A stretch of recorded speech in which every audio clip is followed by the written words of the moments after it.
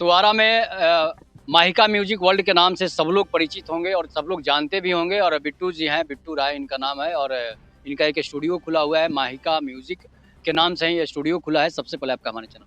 बहुत बहुत धन्यवाद आपका, आपके न्यूज़ चैनल को बहुत बहुत धन्यवाद। अच्छा ये बताइए, आपने आप वीडियो मतलब करते थे, वीडियो के ही चैनल था आपका, उसके बाद आपने स्टूडियो खोलने के पीछे सबसे बड़ा कारण क्या रहा? सबसे बड़ा कारण ये रहा, जैसे कि हम लोग को अपने वीडियो, एक हम लोग का शुरू से ये है कि हम लोग कुछ अच्छे क्वालिटीज़ की वीडियोज़ करते हैं। जो वीडियो मतलब घर के फैमिली के साथ बैठ के हम लोग सब लोग देख सकते हैं। अभी तक जितने मैंने वीडियो बनाए हैं, उस सारे वीडियो को अच्छे फैमिली के साथ आप बैठ के देख सकते हैं। और यहाँ स्टूडियो में क्या था कि हमें अब अपने गाने बनाने के लिए एक बेहतर स्टूडियो और बेहतर म्यूजिक जहाँ बन पाए उस जगह की तलाश थी। और वो मैंने देखा कि वो जगह पटना, मुंबई, दिल्ली कहाँ-कहाँ जाना पड़ता था मुझे। तो मैंने सोचा कि क्यों ना स्टूडियो अपने ही घर में बना लिया जाए, ताकि बेहतर से बेहतर क्वालिटी मुझे अपने गानों के लिए मिलेगी। अब इससे फ़ायदा ये हुआ कि मेरे को अपने गानों के लिए तो क्वालिटी मिलेगी ही मिलेगी। माइका म्यूजिक वर्ल्ड के माध्यम से बहुत सारे ऑडियंस ने मुझे सपोर्ट और प्यार दिया है। तो जितने सारे सिंगर्स हैं जो चाहते हैं कि मुझे बेहतर क्वालिटी की वॉइस मिले, बेहतर क्वालिटी की म्यूज़िक मिले, जो कि मुंबई, दिल्ली उसके लिए जाना पड़ता था। तो उसके लिए आपको कहीं जाने की ज़रूरत नहीं है। आप सीधे अपने प्लेटफ़ॉर्म, जिसको आपने बहुत सारा आशीर्वाद दिया, माहिका म्यूज़िक वर्ल्ड, तो उसी के नाम से मैंने एक माहिका स्टूडियो का निर्माण किया है, जो कि आरा के जगदेव नगर में, गणेशपुरी में है। तो यहाँ पर आइए और बेहतर से बेहतर वॉइस क्वालिटी का आप। अच्छे अच्छे बना लेते हैं वो बड़े-बड़े शहरों में, लेकिन आपने आरा को ही क्यों चुना? आरा का चुनने के पीछे रीज़न जैसे हम लोग का ये रहा कि गाँव की मिट्टी का जो सुगंध है ना, वो शहरों में नहीं दे पाते लोग। आपके पास नॉलेज है, आपके पास टेक्नीशियन है, बट एक मिट्टी की जो खुशबू होती है ना, वो आपको यहीं की मिट्टी से मिलेगा। और एक आरा जो भोजपुरी का हब है, भोजपुरी संगीत का एक हब माना जाता है आरा। तो इसलिए मैंने सोचा कि मैं अपने घर में आरा में स्टूडियो का निर्माण करूँगा, तो मुझे बेहतर सेवा करने का मौका मिल पाएगा ऑडियंस को। और जितने भी सिंगर हैं।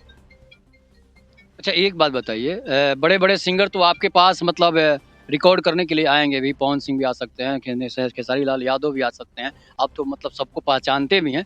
लेकिन छोटे-छोटे जो गायक हैं, जो गरीब परिवार से गायक आते हैं, उनके लिए क्या-क्या सुविधा? जो छोटे घर से बिलॉन्ग करते हैं या फिर जो गरीब परिवार के जो सिंगर हैं, उन सब के लिए बस यही कहना है कि आप आइए, आपको बेहतर से बेहतर शिक्षा दी जाएगी। आप देख सकते हैं कि हमारे भोजपुरी में मतलब बहुत सारे सिंगर, उनको गाने का लहज़ा नहीं है, बट वो वही गाना गाने चाहते हैं। और कुछ भी गाकर मतलब भोजपुरी को आप देख रहे हैं कि किस तरीके से भोजपुरी कल्चर हमारा आगे बढ़ रहा है। मतलब भोजपुरी की लैंग्वेज और संगीत, गीत संगीत मतलब बदनामी की ओर जा रहा है।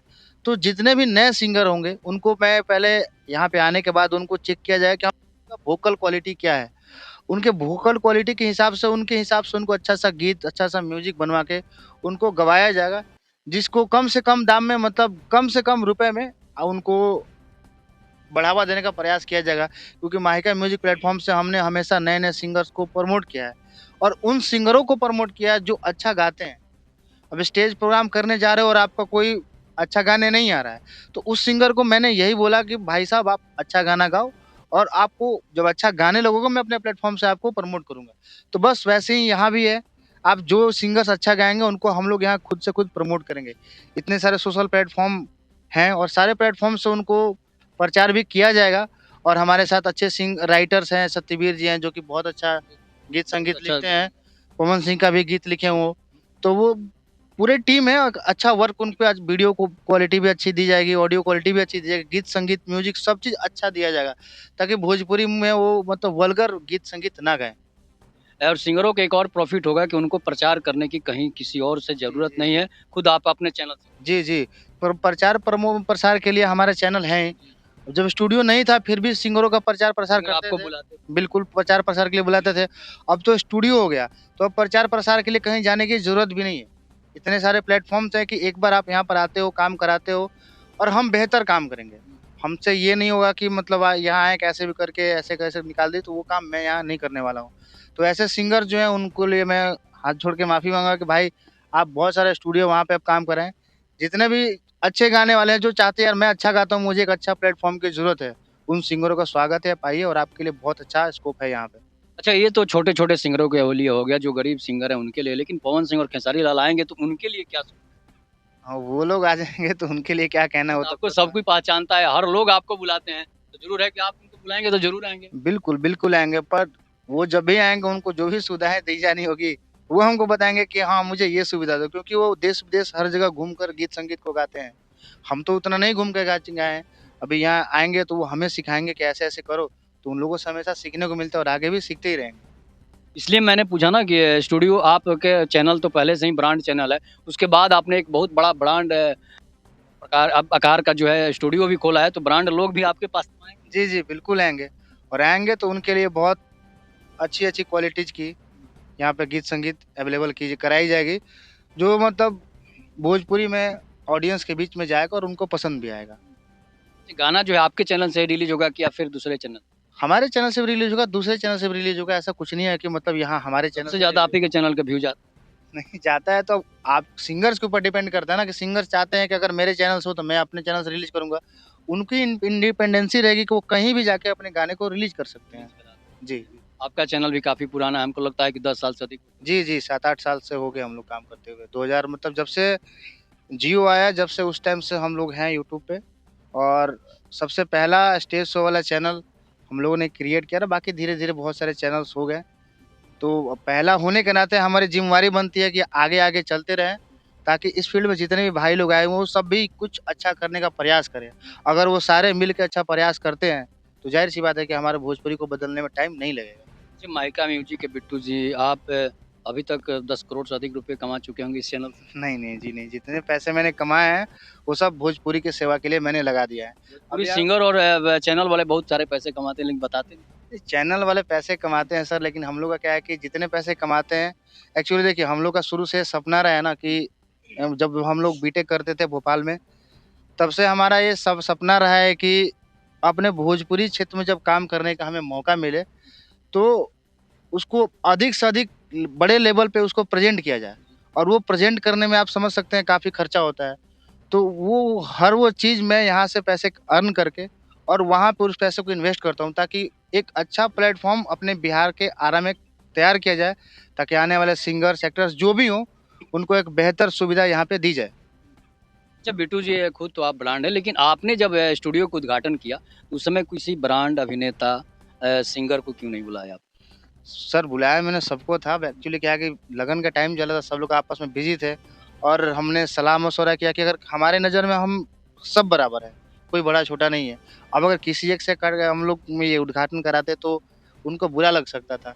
तो हमने सोचा संत महात्मा से तो कोई बड़ा है नहीं, तो उनके द्वारा हमने उद्घाटन कराया और यहाँ हमारे यहाँ अयोध्या मठ के मठिया के श्री अयोध्या नाथ जी आए थे। उन्होंने ये किया उद्घाटन, तो काफ़ी अच्छा रहा और उन बाकी बड़े-बड़े सिंगर्स भी धीरे-धीरे सबसे बात हुई है हमारी।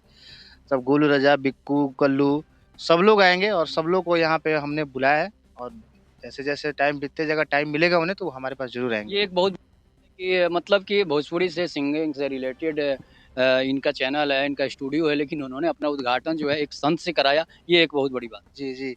एक्चुअली क्या है कि हम हिंदू हैं, तो हम चाहते हैं कि हिंदू हमारे सनातन के जो आज के डेट में अच्छा। रक्षक हैं, वो अगर इस कार्य को प्रारंभ करें तो काफ़ी अच्छा होगा, बेटर रहेगा, क्योंकि उनका पाँव पड़ जाना ही मतलब एक तरह से बहुत बढ़िया चीज़ हो गया। मतलब नाच बाजा वाला से उद्घाटन नहीं कर नहीं, नाच-बाजा वाले से नहीं, नाच-बाजा वाला के लिए है ही ये चीज़।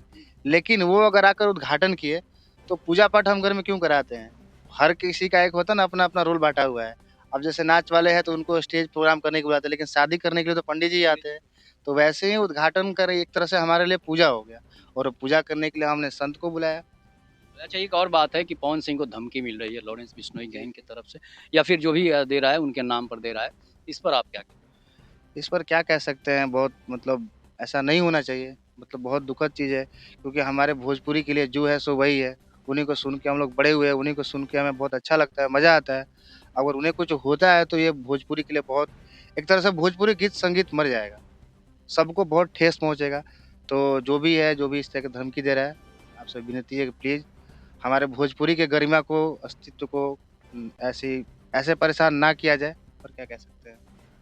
तो आप सुन रहे थे Bitti bit bit bit sorry Bittu ji को, जो माहिका म्यूजिक के ओनर हैं, और इनका स्टूडियो माहिका स्टूडियो नाम से खुला हुआ है। इस पर जो है आप जिन सिंगरों को, जिन लोगों को रिकॉर्डिंग कराना है, सबसे सस्ता रिकॉर्डिंग आप बता दीजिए कितने का है?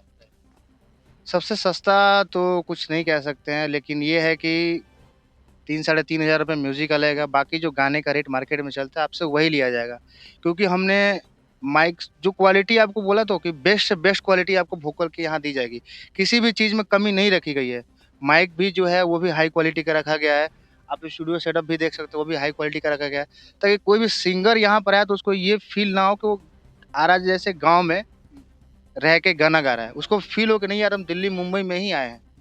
तो इस वज़ह से ऐसा निर्माण किया गया, लेकिन आपको फीलिंग्स देने के लिए बस ऐसा निर्माण किया गया। चार्जेज़ वही रहेंगे। हाँ, म्यूज़िक जो संगीत का बेस्ट पार्ट है म्यूज़िक, वहाँ पे आप थोड़ा-सा मतलब आपको जेब ढीला करना पड़ेगा, क्योंकि वो हम नहीं करेंगे।